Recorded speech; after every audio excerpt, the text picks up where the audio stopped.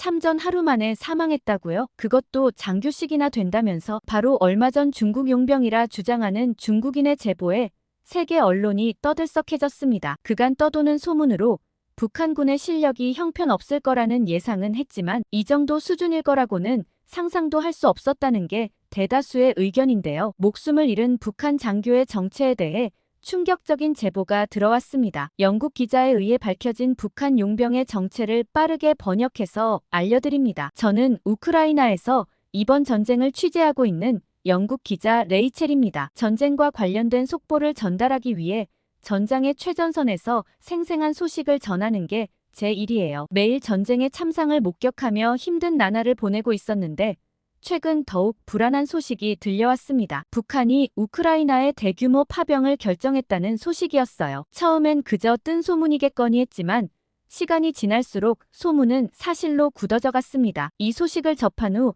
데스크의 분위기는 더욱 냉랭해졌어요. 혹시나 이 전쟁이 3차 세계대전으로 번질까 우려하는 목소리가 커졌고 철수를 고려하는 기자들도 하나둘 늘어나기 시작했죠. 우리 데스크에는 전 세계 각지에서 온 기자들이 모여 있었습니다. 그동안 우리는 서로를 의지하며 힘든 취재 현장을 버텨왔어요. 하지만 이번 북한의 파병 소식은 우리 모두에게 큰 충격이었죠. 북한 파병 소식이 들리자마자 우크라이나 정부는 발빠르게 대응에 나섰습니다. 북한군을 회유하기 위한 심리전을 시작했어요. 푸틴 정권을 위해 말리 타국에서 무의미하게 죽지 말라는 내용의 한국어 영상을 제작해 배포했죠. 투항하면 하루 세끼 식사를 보장하고 신선한 야채와 고기 반찬도 제공하겠다는 내용이었습니다. 우크라이나 군 관계자는 북한 병사들이 투항하면 인도적 차원에서 최대한 지원하겠다고 말했어요. 그들도 전쟁의 피해자일 뿐이라며 무의미한 죽음을 막고 싶다고 했습니다. 우크라이나는 러시아군을 대상으로 운영하던 투항 한라인에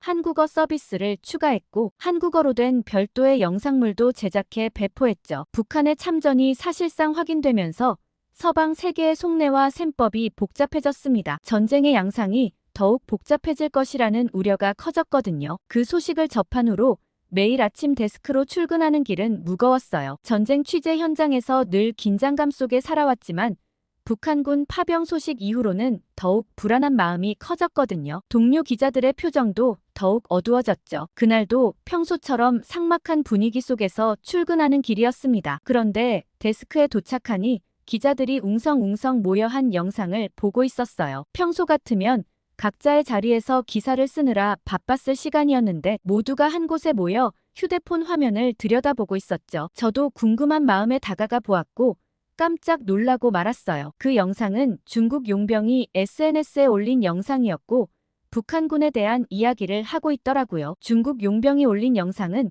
순식간에 파장을 일으켰습니다. 그는 러시아 루안스크 전선에 투입된 북한군 장교 8명이 첫 전투에서 단 하루 만에 사망했다고 주장했어요. 영상에서 그는 중국 국적의 전사자 153명의 명단도 함께 공개했는데 북한 군인들에 대해서는 참전하자마자 사라졌다며 무시하는 듯한 말투를 보이더라고요. 영상을 보자마자 기자들은 즉각 기사를 쓰기 시작했습니다. 우크라이나 기자는 중국 용병의 발언이 북한군의 전투 능력을 조롱하는 것 같다며 도대체 북한군 수준이 어느 정도길래 이런 반응이 나오는지 의아하다고 했어요. 저는 그 즉시 스스로를 중국 용병이라 주장하는 인물의 신상을 찾아보았습니다. 기자들의 정보망에 따르면 용병의 신원은 정확히 확인되지 않지만 중국 매체의 기자들은 그의 본명이 수양일 것 같다고 바로 알아냈어요. 또 다른 기자들은 그가 왕웨이라는 이름의 소유자일 거라는 얘기도 나왔죠. 워낙 충격적인 내용이었던 만큼 영상은 빠르게 전 세계로 퍼져나갔고 전쟁 취재진들 사이에서도 큰 화제가 되었습니다. 특히 북한군의 실제 전투력에 대한 의구심이 제기되면서 그동안 알려진 것과는 다른 모습이 드러났다는 분석이 나왔습니다. 데스크의 군사 전문가들은 이 영상을 면밀히 분석했어요. 그간 북한이 최정예 부대를 파견했다는 말이 많았는데 실상은 그렇지 않은 것 같다는 의견이 지배적이었습니다. 오히려 총알바지로 내보낸 것이 아니냐는 추측이 나왔죠. 군사 전문가들은 북한군의 훈련 수준과 장비 상태에 대해서도 의문을 제기했어요. 실제 기동력이 뛰어난 병사들을 보낸 게 아닌 것 같다는 분석이 이어졌습니다. 심지어 일부 전문가는 이들이 제대로 된 전투 훈련도 받지 못한 채 전선에 투입됐을 가능성을 제기했습니다. 한편 이런 상황에 대해 러시아도 난감할 거란 생각이 들었어요. 파병 지원을 받아 대외적인 비난을 감수할 수밖에 없는 상황이었는데 정작 실전에서 제대로 된 전력으로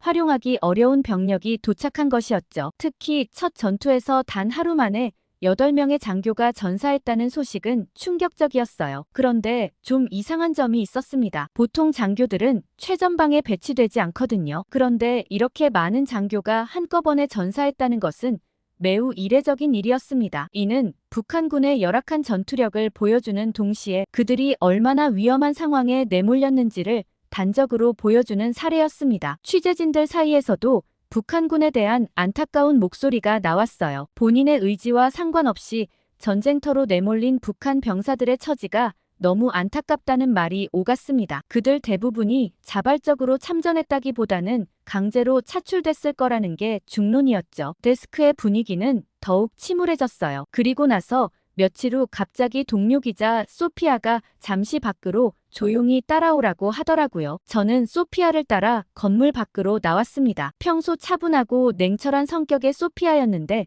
이날은 어쩐지 평소와 다른 긴장감이 느껴졌어요. 그녀는 엄청난 제보를 하나 받았다며 이야기를 시작했습니다. 소피아에게서 전해 들은 제보 내용은 그야말로 충격적이었어요. 이번에 사망했다고 보도된 북한 장교들이 실제로는 장교가 아니었다는 것이었죠. 저는 도저히 믿을 수 없다며 어떻게 그런 일이 가능한지 물어보았습니다. 소피아는 직접 제보자를 만나볼 생각이라고 했어요. 오늘 밤에 만나기로 약속을 잡았다며 저에게 동행을 제안했죠. 저는 의아했습니다.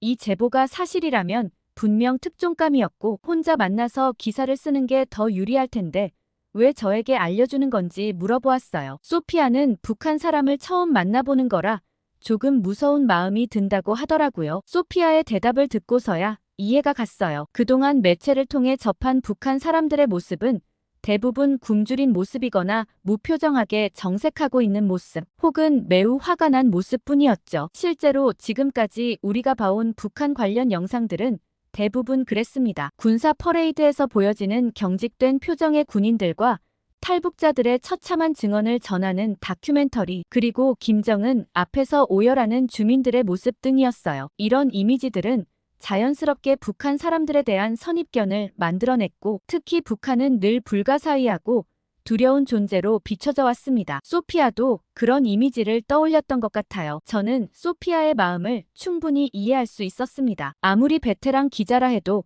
전혀 다른 세계에서 온 사람을 처음 대면한다는 건 누구에게나 부담스러운 일이었죠. 게다가 이번 제보는 전쟁과 직접적으로 연관된 매우 민감한 사안이었어요. 더구나 최근 들어 북한군의 파병 소식이 전해지면서 북한에 대한 서방 언론의 시선은 더욱 차가워진 상태였습니다. 이런 상황에서 북한 관련 제보자를 만난다는 건 상당한 용기가 필요한 일이었죠. 저는 진실이 무엇인지 그것 하나만이 궁금했고 소피아와 함께 제보자를 만나보기로 했어요. 저녁 시간에 시내 구석의 어느 카페에서 만나기로 했죠. 저녁 약속 시간까지 여유가 있어 북한에 대해 좀 더 자세히 알아보기로 했습니다. 이번 파병과 관련된 내부 사정이나 북한 사회 전반에 대해 좀 더 알아보고 가야겠다고 생각했거든요. 검색을 해보니 북한의 내부 사정은 예상했던 것보다 더욱 심각했습니다. 기본적인 식량도 제대로 공급받지 못해 굶주린 사람들이 많았고 이로 인한 탈북이 계속 이어지고 있었어요. 그런데 최근에는 특이한 현상이 나타났습니다. 먹고 살기 힘든 일반 주민들보다 오히려 고위 엘리트층의 탈북이 더 많아졌다는 사실이었죠. 찾아보니 북한 엘리트들의 생활 수준은 상상 이상이었어요. 한 달에 1억 원 정도를 쓰는 게 기본이었고 명품 시계부터 최신 외제차까지 호화로운 생활을 즐기고 있었습니다. 특히 평양의 상류층은 개인 전용 헬스장은 물론이고 시종까지 두고 있다고 해요. 이들의 호화로운 생활은 여기서 끝이 아니었습니다. CCTV가 설치된 호화로운 저택에서 살면서 각종 고급 술과 진귀한 음식을 즐기고 있었어요. 자녀들에게는 평양 중심가에 큰 식당을 하나씩 차려주는 것이 기본이었죠. 특히 놀라웠던 것은 쇼핑 문화였습니다. 평양의 유경 상점에는 최신 화장품과 명품이 즐비했고 외교관들도 놀랄 정도로 거액의 현금을 써댄다고 해요. 100달러짜리 지폐 뭉치를 마구 꺼내는 모습이 목격되기도 했다고 하더라고요. 저는 북한에서 상류층으로 살면 크게 걱정이 없을 것 같았는데 왜 최근 상류층 탈북이 이어지는지도 알아보고 싶다는 생각을 했어요. 그리고 마침 저녁 시간이 되어 약속된 카페로 향했고 도착하니 소피아가 이미 와 있었습니다. 저도 긴장된 마음에 평소보다 일찍 도착했는데 소피아는 저보다 더 서둘러 온 모양이었어요. 우리는 구석자리에 앉아 제보자를 기다렸습니다. 하지만 약속 시간이 1시간이나 지나도록 아무도 나타나지 않았어요. 저는 소피아에게 혹시 거짓 제보를 받은 게 아니냐고 물어보았습니다. 이렇게 중요한 제보를 하겠다고 해놓고 나타나지 않는 게 이해되지 않았죠. 소피아도 당황한 기색이 역력했어요. 분명 이 시간이 맞다고 했는데 문제는 전화가 일방적으로 걸려온 거라 다시 연락할 방법이 없다고 했습니다. 하는 수 없이 조금만 더 기다려보고 일어나자고 이야기를 나누고 있었죠. 그때였어요. 카페 문이 열리며 한 여성이 들어왔습니다. 검은 모자에 마스크까지 쓴 채 주변을 잔뜩 경계하는 모습이 눈에 띄었죠. 우리와 눈이 마주치는 순간 이 사람이 제보자라는 걸 직감적으로 알 수 있었어요. 그녀는 조심스럽게 우리 테이블로 다가와 앉았습니다. 자신을 송미란이라고 소개하며 기자가 맞느냐고 조용히 물었어요. 우리가 고개를 끄덕이자 그녀는 안도의 한숨을 내쉬었습니다. 미란 씨는 혹시나 하는 마음에 약속 시간보다 훨씬 일찍 도착했다고 했어요. 카페 주변을 계속 살피면서 미행이 있는지 확인했다고 합니다. 그러면서 자신이 이런 얘기를 하는 걸 북한 당국이 알게 되면 바로 압송될 거라고 했죠. 미란 씨의 말에 따르면 올해부터 북한 주민들의 탈북이 대폭 증가하면서 지금 엄청난 감시 체계가 가동되고 있었어요. 여기저기 스파이들이 포진해 있어서 조금만 수상한 행동을 해도 바로 적발된다고 했습니다. 그래서 오늘 이 자리에 나온 것 자체가 목숨을 걸어야 하는 일이라고 했죠. 미란 씨는 떨리는 목소리로 오늘 자신이 전할 이야기를 꼭 기사로 써달라고 부탁했어요. 그녀의 눈빛에는 두려움과 함께 강한 의지가 서려 있었습니다. 마치 오늘 이 자리가 마지막이 될 수도 있다는 듯한 절박함이 묻어났죠. 우리는 그녀의 이야기를 들을 준비를 하며 더욱 긴장된 마음을 감출 수 없었어요. 카페의 은은한 재즈 음악과 달리 우리 테이블만이 무거운 긴장감에 휩싸여 있었습니다. 주변을 한 번 더 살핀 미란 씨는 입을 열었고 그녀가 전하는 이야기 한마디 한마디에서 절박한 마음이 그대로 느껴지더라고요. 미란 씨는 북한 고위 간부의 딸이자 엘리트 유학생이었어요. 현재는 귀국을 계속 미루며 폴란드에 체류 중이라고 했죠. 그러다 중국 용병과 관련된 뉴스를 보다가 깜짝 놀랐다고 했어요. 하루 만에 전사했다는 북한 장교들 중 한 명이 어릴 적 친구의 얼굴이었기 때문이에요. 그런데 그 친구는 자신처럼 고위 간부의 아들이었고 결코 그런 식으로 희생될 만한 인물이 아니었다고 했습니다. 미란 씨는 이 소식이 사실인지 확인하기 위해 북한 내부의 연락책을 통해 사건의 진상을 알아보았다고 해요. 그리고 알게 된 진실은 그녀의 말문을 막히게 했다고 합니다. 미란 씨가 알아본 바에 의하면 이번 러시아 파병 군인들은 대부분이 총알바지로 보내진 이들이었고 심지어 군대 경험이 전혀 없는 어린 학생들까지 끌려갔다는 게 밝혀졌어요. 거기에 일부 장교들도 차출되었는데 이들은 북한이 자랑하던 최정예 부대와는 전혀 관계가 없었죠. 더욱 놀라운 것은 이 장교들의 출신 경로였어요. 미란 씨는 러시아 파병 소식이 언론에 알려지기 전 북한 군대 내에서 대규모 특진이 있었다고 했습니다. 갑자기 많은 사람들이 장교로 특진되었고 처음에는 모두가 기뻐했다고 해요. 하지만 이는 함정이었죠. 특진된 장교들은 하나같이 러시아로 끌려갔고 이들은 장교라는 명목하에 총알바지 역할을 하도록 강요받았다고 합니다. 북한 당국이 치밀하게 계획한 인력 차출이었던 거죠. 그런데 이 모든 걸 제외하고서라도 미란 씨는 고위 간부의 아들이었던 친구가 어떻게 그곳에 보내졌는지 의아했다고 했어요. 알아보니 그 친구의 아버지가 얼마 전 당의 배신자로 몰려 온 가족이 정치범 수용소로 끌려갔다는 사실을 알게 되었습니다. 하지만 미란 씨의 말에 따르면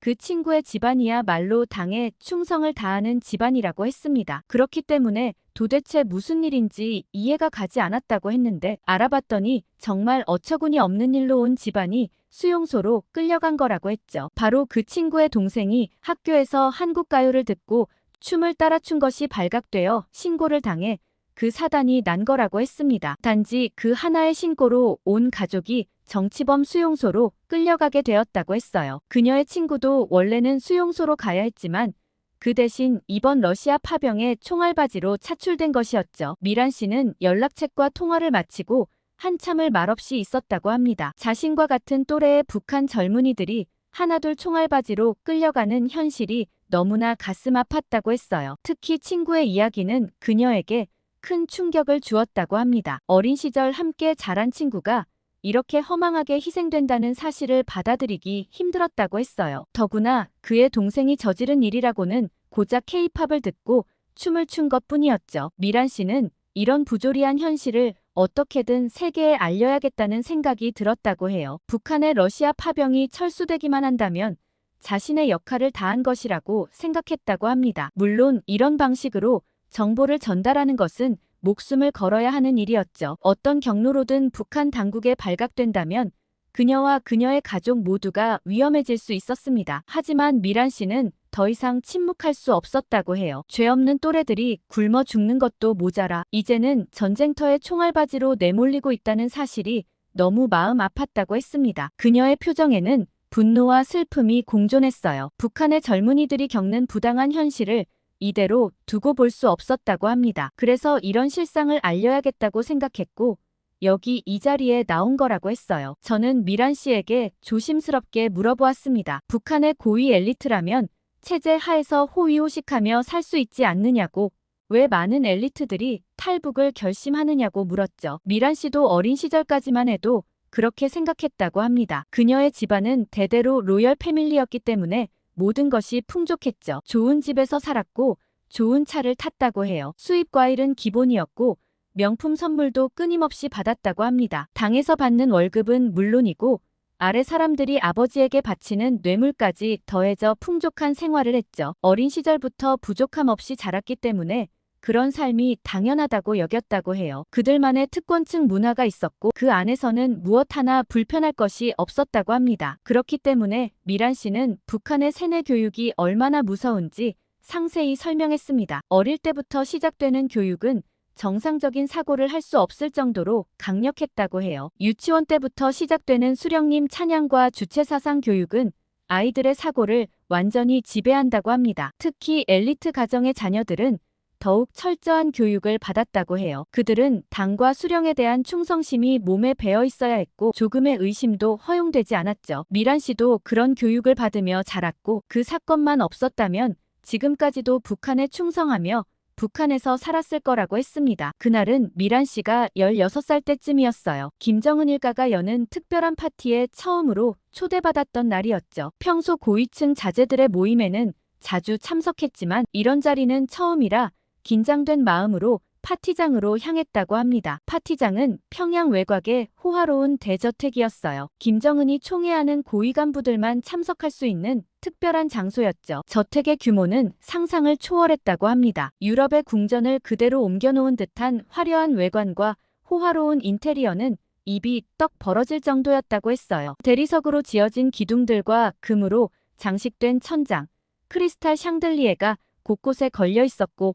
정원에는 유럽에서 공수해온 분수대가 있었다고 합니다. 세계 각국에서 들여온 진귀한 예술품들로 장식된 내부는 마치 박물관 같았다고 해요. 그날 저녁 간부들과 그 가족들이 모여 호화로운 만찬을 즐기고 있었습니다. 최고급 와인이 제공되었고 진귀한 음식들이 끊임없이 나왔죠. 모두가 자유롭게 대화를 나누며 즐거운 시간을 보내고 있었다고 합니다. 그런데 그때 갑자기 수행비서 한 명이 미란 씨를 따로 불렀다고 했어요. 그 순간 주변의 모든 시선이 그녀에게 집중되었고 부러움과 질투가 뒤섞인 눈빛들이 느껴졌다고 합니다. 비서를 따라간 곳에는 김정은이 있었습니다. 당시 미란 씨에게 김정은과의 독대는 상상도 못할 영광이었다고 해요. 마치 신을 만나는 것처럼 느껴졌고 너무 떨려서 어떻게 행동해야 할지도 몰랐다고 합니다. 어릴 때부터 받아온 교육으로 인해 수령님은 그녀에게 절대적인 존재였어요. 그의 앞에 서는 것만으로도 영광스러웠고 온몸이 떨릴 정도로 긴장되었다고 합니다. 김정은은 미란 씨에게 나이를 물어보았고 그녀의 머리를 쓰다듬었다고 해요. 그런데 그 순간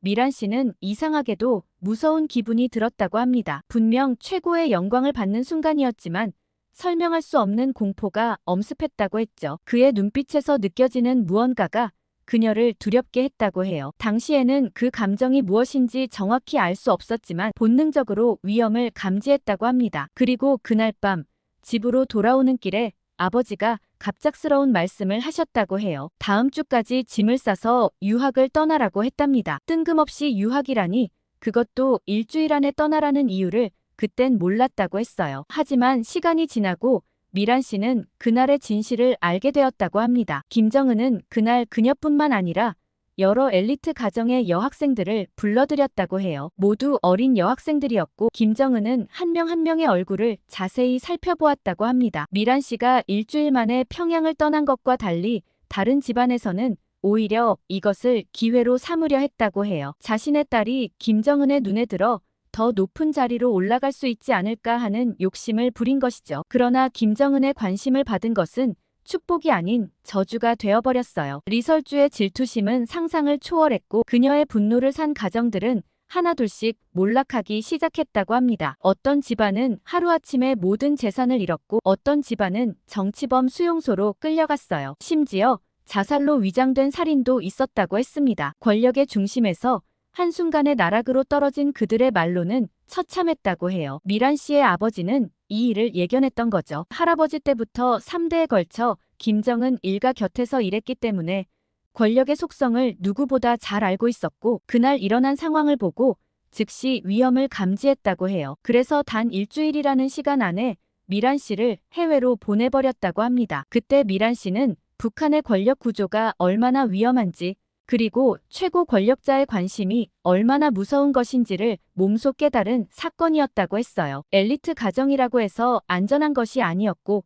오히려 더 큰 위험에 노출될 수 있다는 것을 미란 씨의 얘기를 듣고 느끼게 되었어요. 게다가 미란 씨는 해외로 나온 후 자신이 알던 모든 것들이 거짓이었음을 깨달았다고 합니다. 처음에는 이 모든 게 혼란스러웠다고 해요. 자신이 배워온 모든 것들이 허상이었다는 사실을 받아들이기가 쉽지 않았죠. 북한에서는 세상에서 가장 잘 사는 나라가 북한이라고 배웠다고 합니다. 다른 나라들은 모두 빈곤하고 불행하다고 교육받았죠. 하지만 해외에 나와보니 정반대였다고 해요. 특히 처음 외국의 대형마트에 갔을 때의 충격은 잊을 수 없다고 했습니다. 진열대마다 가득한 식료품들, 마음대로 고를 수 있는 옷가지들, 언제든 살 수 있는 전자제품들을 보며 그동안 자신이 얼마나 세뇌되어 있었는지 깨달았다고 했어요. 인터넷을 통해 접하는 세상의 모습도 충격적이었다고 합니다. 북한에서는 상상도 할 수 없었던 자유로운 정보와 다양한 문화를 접하면서 그동안 자신이 얼마나 폐쇄된 곳에서 살았는지 실감했다고 했죠. 이제는 절대로 북한으로 돌아가고 싶지 않다고 했습니다. 하지만 쉽게 탈북을 결정할 수도 없는 상황이라고 해요. 그녀가 탈북하는 순간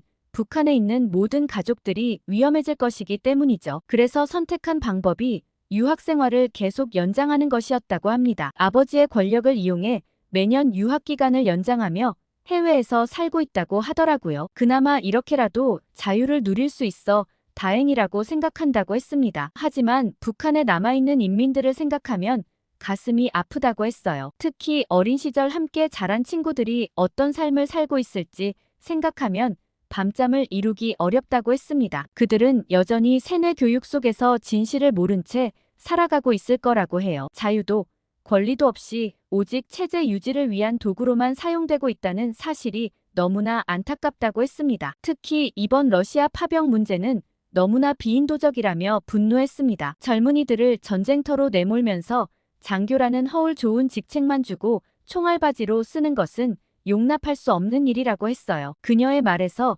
북한의 참혹한 실상이 생생하게 전달되었습니다. 겉으로는 화려해 보이는 권력층의 삶도 사실은 공포와 불안으로 가득 차 있었고 일반 주민들의 삶은 더욱 비참했죠. 미란 씨는 특별히 탈영한 북한 군인들에 대한 걱정을 많이 했습니다. 우크라이나에 공식적으로 투항하는 것도 하나의 방법이지만 그만큼 위험 부담이 크다고 했어요. 실제로 많은 군인들이 다른 탈영 방법을 찾고 있을 것이라고 했습니다. 그래서 혹시 탈영한 북한 동포를 알고 있다면 꼭 연락해달라고 당부했어요. 자신은 안전한 탈북 루트를 알고 있으며 그들을 도울 수 있는 방법이 있다고 했습니다. 미란 씨의 눈빛에는 간절함이 가득해 보였고 안타까운 마음이 들더라고요. 그동안 북한 사람이라고 하면 차갑고 냉정한 모습만 떠올랐는데 미란 씨를 보며 생각이 많이 바뀌었습니다. 자기 나라 사람들을 진심으로 걱정하고 마음 아파하는 모습은 어느 나라 사람이나 다를 바 없다는 걸 느꼈어요. 그러면서 만약 남북이 통일되어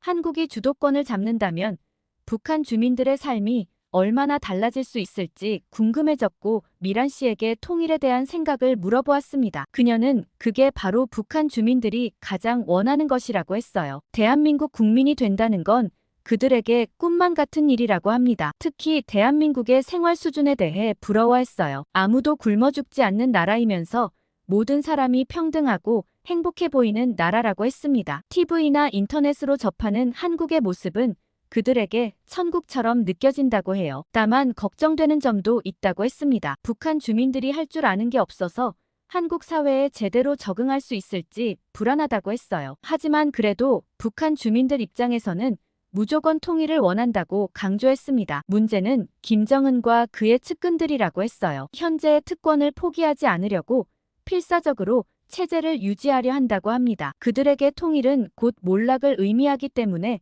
절대 받아들일 수 없는 일이라고 했죠. 그러면서 미란 씨는 한국군의 능력을 높이 평가했습니다. 만약 한국이 마음만 먹는다면 평양 정복은 그리 어려운 일이 아닐 거라고 했어요. 북한군의 장비나 훈련 수준은 한국과 비교도 안 된다고 하더라고요. 북한은 겉으로는 강한 척하지만 실제로는 제대로 된 전투력을 갖추지 못했다고 했습니다. 그리고 만약 통일이 되기만 하면 미란 씨는 바로 한국으로 넘어가서 살고 싶다고 얘기했어요. 미란 씨와 헤어지고 나서 생각이 많아졌어요. 이 기사를 전하는 것도 제게 큰 임무였지만 총알바지로 사용되고 있는 북한의 젊은 청년들도 어떻게든 구해내고 싶습니다. 이 글이 널리 퍼져 부디 안타까운 목숨들이 더 이상 희생되지 않기를 바랍니다. 북한 체제는 정말 알면 알수록 경악스러운 곳인 듯합니다. 사실 우리 아들뻘인 청년들이 총알바지로 나선다는 사실이 어떻게 보면 참 안타깝기도 하네요. 오늘 사연을 듣고 어떤 생각을 하셨는지 댓글 많이 남겨주세요. 구독, 좋아요 꾹 눌러주시고 더 발빠르게 사연 전달드리겠습니다. 감동 필름이었습니다. 이게 말이 된다고? 그래서 학교를 뒤집어 놓은 천재가 한국인이야? 중국인이야? 여기 한 미국의 고등학교에서 시험 결과를 보고 학생들이 웅성웅성 대고 있습니다. 과연 어떤 사연일지 오늘의 사연을 바로 시작하겠습니다. 안녕하세요. 저는 미국 뉴햄프셔에 있는 한 사립고등학교에 다니고 있는 라일리라고 합니다. 저희 학교는 명문 고등학교로 아이비리그, 스탠포드, MIT 진학률이 평균 35%에 달할 정도로 우수한 학교로 유명해요. 사실 저는 지금 이 학교에 다니고 있다는 게 믿기지 않을 정도로 공부에 흥미가 없던 학생이었습니다. 늘 친구들이랑 게임하고 놀기 바빴지 책상에 앉아서 무언가 하는 건 정말 적성에 안 맞았거든요. 그러던 제게 14살 때 제 성격이 바뀔 만한 큰 사건이 하나 있었습니다. 그때 저는 가장 친하게 지내는 친구가 한 명 있었어요. 정말 익살스럽고 재밌던 친구라 친구들 사이에서도 인기가 많은 애였죠. 저는 내성적인 성격이었는데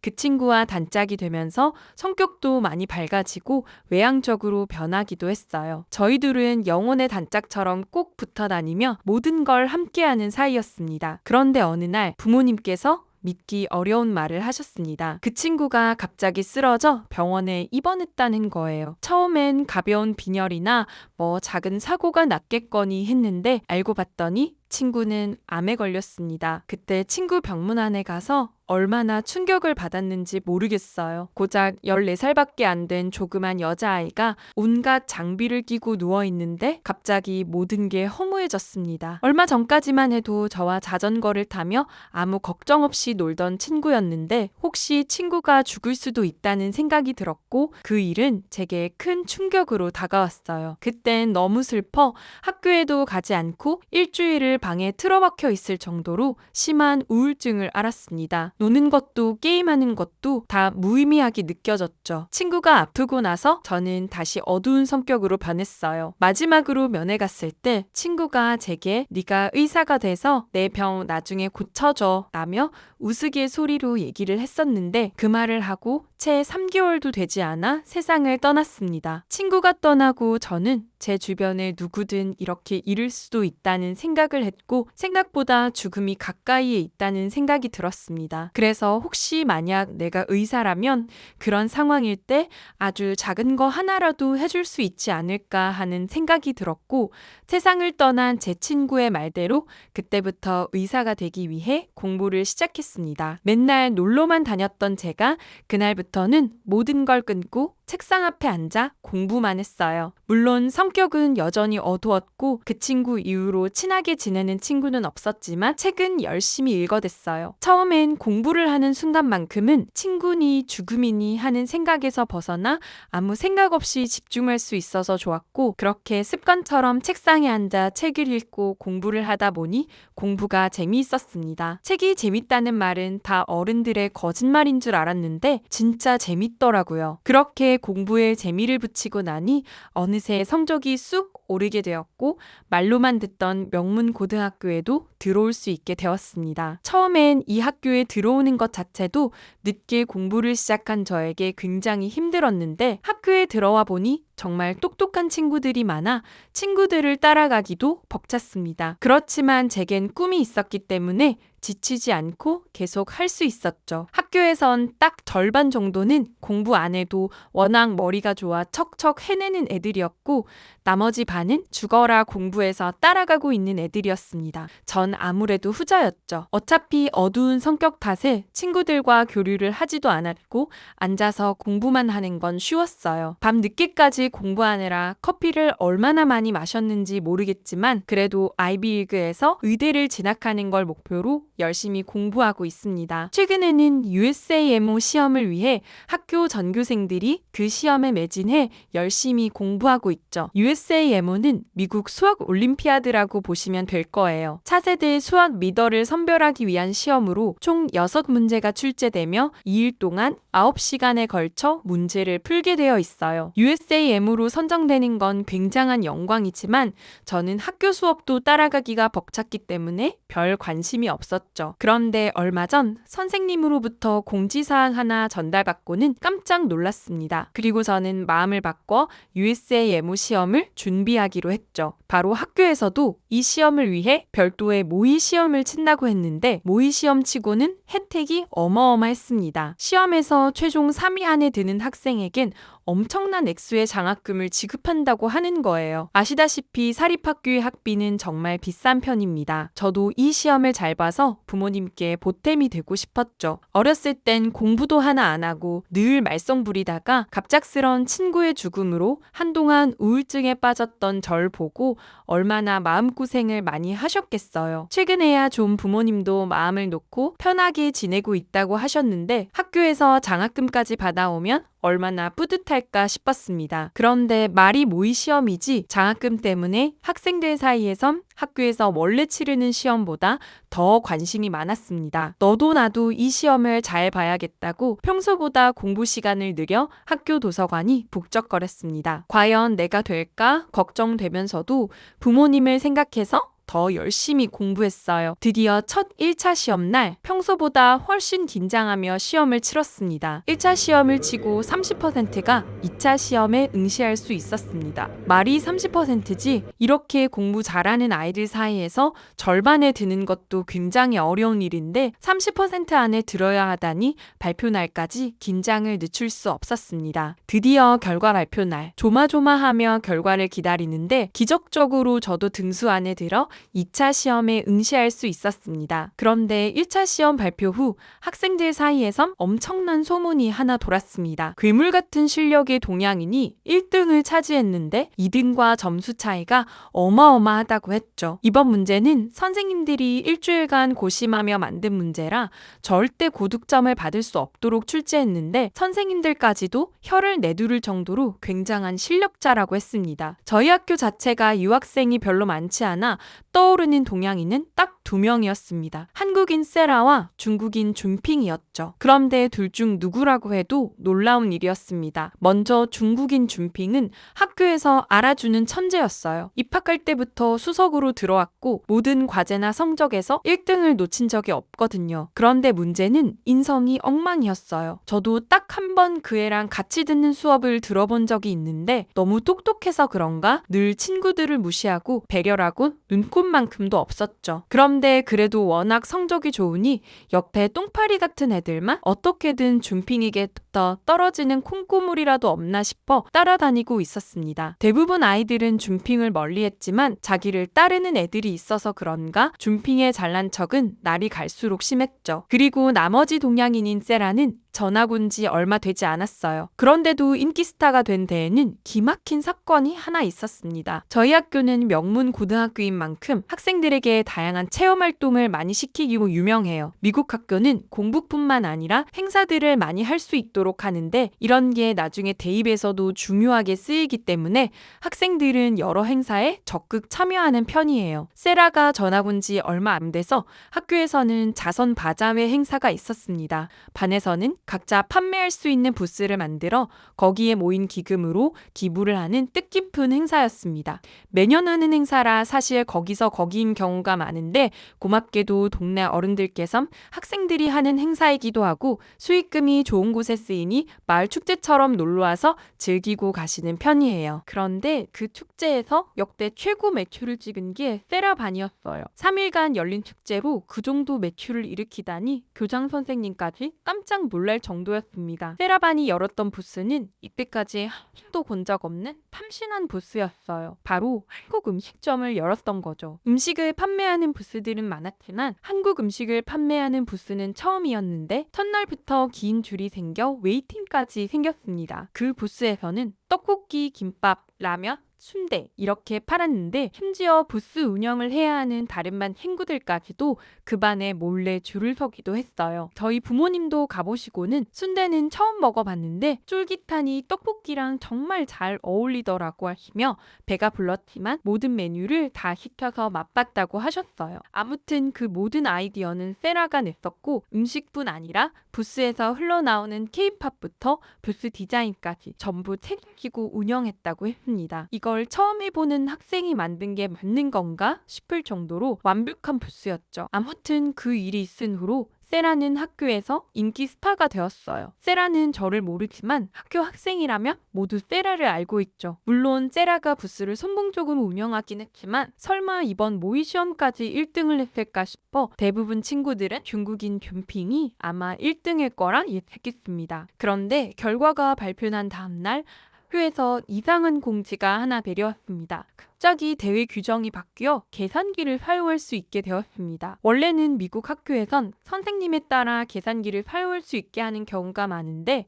아무래도 시험이니만큼 계산기가 금지되었었거든요. 그런데 2차 시험엔 계산기를 쓸 수 있다니 좀 의아했습니다. 물론 저나 친구들은 계산에 시간이 많이 걸리니 좋았지만 다들 대회 규정이 왜 바뀐 걸까 궁금해했어요. 그렇지만 2차 시험은 서술형이었기 때문에 더 열심히 시험에 매진할 수밖에 없었죠. 저는 코피도 터져가며 예성 문제란 예상 문제는 다 풀어보면서 시험을 준비했습니다. 이번 2차 시험만 치면 생태까지 한 번만 더 시험을 치면 되니 조금 힘들더라도 최선을 다해서 시험을 준비해보자고 다짐했죠. 그렇게 2차 시험이 끝나고 합격자 발표를 보는데 저는 기적적으로 2차에도 붙었습니다. 간절하게 원하면 이루어질 때가 있다더니 진짜 3등 안에 들어서 장학금 받는 거 아닌가 싶은 생각이 들었죠. 이제 하나만 더 채면 된다는 생각에 마지막 힘을 모아야겠다는 생각이 들었습니다. 그런데 갑자기 날벼락 같은 일이 생겼습니다. 분명 3차 시험을 한 번만 더 보면 됐는데 또 시험 규정이 바뀐 거죠. 중간에 면접 인터뷰가 생겼습니다. 면접 인터뷰에 합격해야 3차를 볼 수 있다고 했죠. 합격한 친구들 뿐만 아니라 다른 친구들까지 모두 술렁였습니다. 아무리 교내 제외라고 하더라도 시험 규정이 2번이나 바뀐 데다가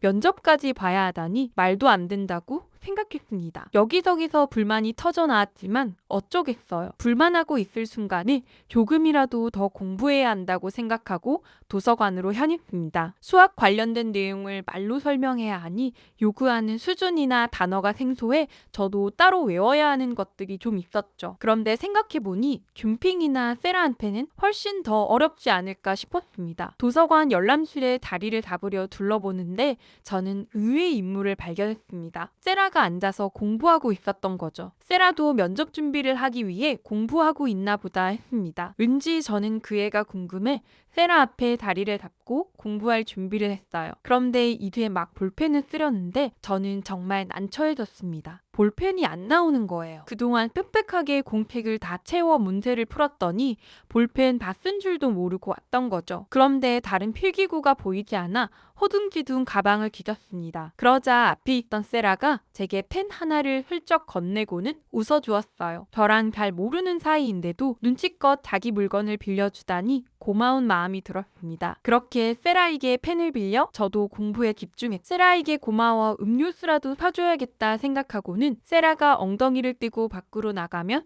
저도 따라 나가 사줄 계획을 세웠습니다. 그런데 저는 놀랄 수밖에 없었어요. 얘가 잠시도 쉬지 않고 공부를 하고 있는 거예요. 저는 이제껏 저보다 더 오래 앉아있는 애는 잘 못 봤거든요. 정말 3시간을 내리 엉덩이를 붙이고 공부하는데 세라의 집중력이 보통이 아니었어요. 세라 덕분에 저도 덩달아 초집중해서 공부를 할 수 있었죠. 드디어 세라가 밖으로 나갔고 저도 따라 나가 펜을 빌려줘서 고맙다고 얘기했어요. 세라 아니었으면 저는 다시 집까지 갔어야 했는데 음료수라도 하나 사주고 싶다고 했죠. 세라는 그게 뭐라고 그렇게까지 해주냐며 고맙다고 얘기했습니다. 같이 음료수를 사서 잠깐 얘기를 하는데 세라에게 혹시 대회 규정이 바뀐 게 불편하지 않냐고 물었어요. 그러자 세라는 뭐 이유가 있겠지라며 쿨하게 대답하길래 저는 놀랐습니다. 사실 전학 오기 전까지만 해도 한국에서 생활했던 세라에게는 굉장히 불리한 조건이라고 생각했거든요. 그런데 그런 것에 굴하지 않고 묵묵히 자기가 해야 할 일을 하는 게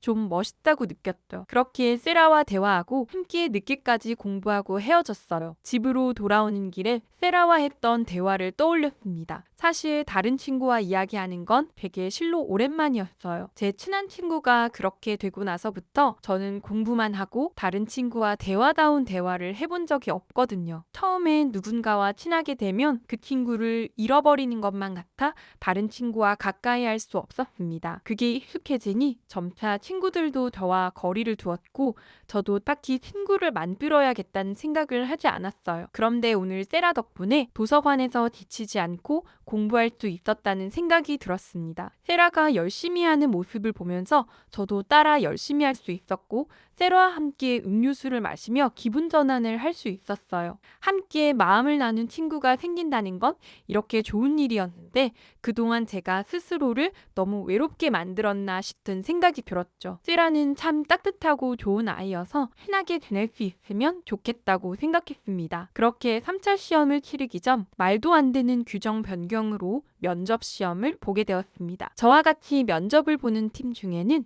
균핑도 있었죠. 면접은 4명이 동시에 같은 문제 2개를 받고 답변을 구상할 시간이 10분 주어진 후 면접관인 선생님들 앞에서 문제에 대한 질의응답을 하는 형식이었습니다. 면접 문제를 받아들고 저를 포함한 나머지 2명은 모두 답변을 생각하기 바빴어요. 예상대로 어려운 문제 한 문제에 평이한 문제 한 문제가 있었죠. 그런데 저는 고개를 돌려 잠깐 균핑을 봤는데 정말 희한했습니다. 균핑은 그닥 급하지가 않더라고요. 소문대로 워낙 똑똑해서 이런 문제는 생각도 안 해도 되는 건가 싶었습니다. 그리고 막상 면접관 앞에서 답변을 얘기하는데 균핑은 마치 답안지처럼 답을 술술 읊었습니다. 면접관인 선생님도 그걸 보는 친구들도 모두 놀랐죠. 쟤는 진짜 천재였구나 싶고 이번엔 나도 떨어지겠다 생각했어요. 그렇게 면접 시험을 마무리하고 세라를 만났습니다. 세라는 잘 본 것 같은 표정이었는데 죽상인 제 얼굴을 보고 괜찮냐고 물어봐줬어요. 저는 아무래도 난 여기까지인 것 같다며 너무 긴장해서 버벅대고 실수도 많이 했다고 얘기했죠. 세라는 결과가 나와봐야 아는 거 아니냐며 저를 위로해줬고 막상 세라는 침착하게 굉장히 답변을 잘 얘기한 것 것 같았습니다. 역시나 면접 결과 저는 떨어졌어요. 그런데 믿기 힘든 사실이 하나 있었습니다. 그 시험에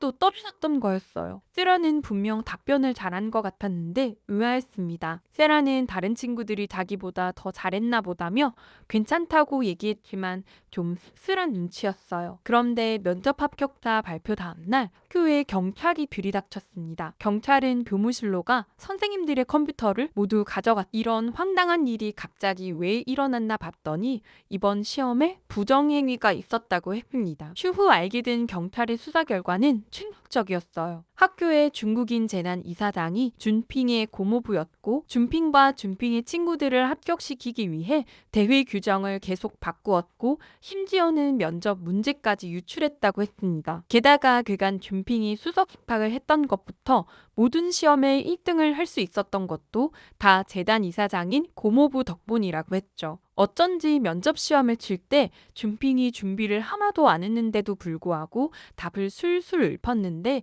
이미 문제를 알고 있어서 그랬구나 싶었습니다. 교장 선생님께서는 이 사태의 책임을 통감하고 관련 선생님들을 모두 해임하셨고 학부모위원과 경찰의 협조를 받아 재단 이사장을 다른 분으로 변경하는 안건을 통과시키셨어요. 그리고 준핑은 그간 시험이 모두 부정행위였기 때문에 미국 교육부의 처분을 기다리고 있습니다. 또한 교장 선생님께서는 인지 유출이 있었던 면접 시험 자체를 무효로 하고 2차 합격자 학생들을 대상으로 3차 시험을 치르겠다고 했어요. 결국 시험 규정 3번이나 바뀌게 된 거죠. 아무튼 저는 면접 시험이 무효로 돌아가 다시 3차를 치를 수 있게 되었지만 부정행위가 있었다는 것에 잔뜩 기운이 빠져 시험 준비를 할 의욕이 생기지 않았어요. 그런데 세라는 이럴 때 더 열심히 해야 한다며 저를 챙겨 도서관으로 갔고 어떻게든 제가 계속 공부할 수 있게 옆에서 챙겨줬습니다. 우여곡절 끝에 3차 시험을 치르게 되었고 믿기 어려웠지만 저는 최종 3인이 될 수 있었어요. 물론 세라도 말이죠. 알고 봤더니 1차 시험 끝나고 고득점으로 통과한 동양인이 세라였더라고요. 선생님들은 공정성을 위해 시험이 다 끝나고 나서야 말씀해 주셨어요. 세라는 정말 대단한 친구라고 생각했죠. 그렇게 학교에서 장학금을 받게 되어 저희 부모님께 말씀드렸더니 부모님은 은둔형 외톨이처럼 지대 박혀 우울하게 지냈던 제가 학교에 잘 다니는 것도 고마운 일인데 장학금까지 받아오다니 정말 기특하다며 눈물을 흘리셨어요. 저도 죄송하고 감사한 마음에 앞으로 그럴 일 없을 거라며 친한 친구도 생겼다고 했죠. 부모님께서는 되게 친한 친구가 생겼다는 말에 더 놀라신 듯 했어요. 그간 늘 혼자 공부만 하던 제가 안쓰러웠는데 정말 축하한다며 언제 한번 친구를 집에 초대하라고 했. 안 그래도 저는 시험 끝난 기념으로 세라 집으로 가기로 되어 있었는데 그 후에 초대하겠다고 말씀드렸어요. 세라 집으로 놀러 가기로 한 날 아침 저는 현관문을 보고 깜짝 놀랐습니다. 꽃이며 과일이며 온갖 선물이 현관 앞에 놓여 있었죠. 새 친구가 생겼다는 저를 보고 부모님께서 갖다 드리라며 챙겨주신 거였어요. 도저히 혼자 못 들고 갈 정도로 짐이 많았습니다. 그렇게 세라 집으로 들어갔는데 저는 문을 열자마자 당황스러웠습니다. 세라는 한국에서는 신발을 벗고 생활한다며 신발장에 신발을 넣고 들어오라고 했습니다. 늘 신발을 신고 생활했던지라 정말 낯설었지만 세라의 말대로 했어요. 한국 사람들은 정말 실내에서는 신발을 벗고 생활한다던데 과연 세라 집 바닥은 배위석으로 깔끔했습니다. 생각해보면 오히려 이게 맞는 건가 싶은 생각도 들었어요. 세라 부모님께서는 무슨 선물을 이렇게 많이 챙겨왔냐며 다음에 우리도 그대로 보내야겠다고 꼭 고맙다는 말을 전하라고 신신당부를 하셨어요. 꼭 죄다 세라한테 음료수를 사줬을 때 같았죠. 그러고는 얼른 밥부터 먹으라며 식탁으로 오라고 하셨습니다. 저는 점심을 먹고 온 지 얼마 안 됐다고 말씀드렸는데도 소용이 없었어요. 집에 누가 오면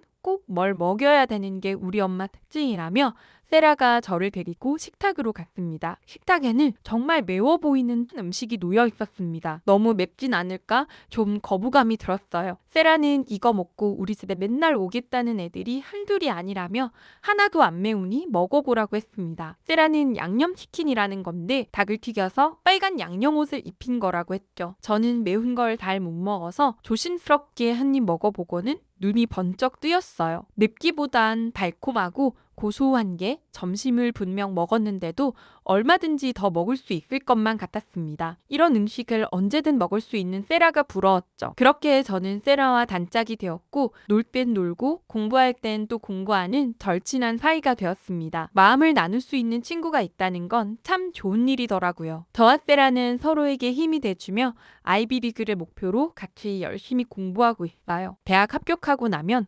한국에도 같이 놀러 가자며 얘기도 했죠. 세라처럼 좋은 친구가 생겨서 매일매일 즐겁게 보내고 있습니다. 그럼 저는 과제를 해야 해서 여기서 이만 줄이겠습니다. 오늘 라일리의 사연 어떻게 들으셨나요? 어린 나이에 친구를 잃은 경험을 한 라일리에게 우리 한국인 세라가 참 따뜻한 우정을 다시금 일깨워준 것 같습니다. 친구가 없는 인생이란 황무지 같은 것이며 친구가 있으면 인생의 기쁨이 더욱 커지고 슬픔도 나눌 수 있다는 말이 있습니다. 불행한 일에 당했을 때 우정은 의지할 곳이 되며 마음을 위로해주는 안식처가 된다고들 하죠. 서로가 서로에게 안식처 같은 좋은 우정을 키워나갔으면 하네요. 마음이 따뜻해지는 사연이었습니다. 다음에도 마음 따뜻한 사연으로 돌아오겠습니다. 구독, 좋아요 잊지 않으셨죠? 끝까지 들어주셔서 감사합니다. 또 뵙죠. 이상 감동필름 김수정이었습니다.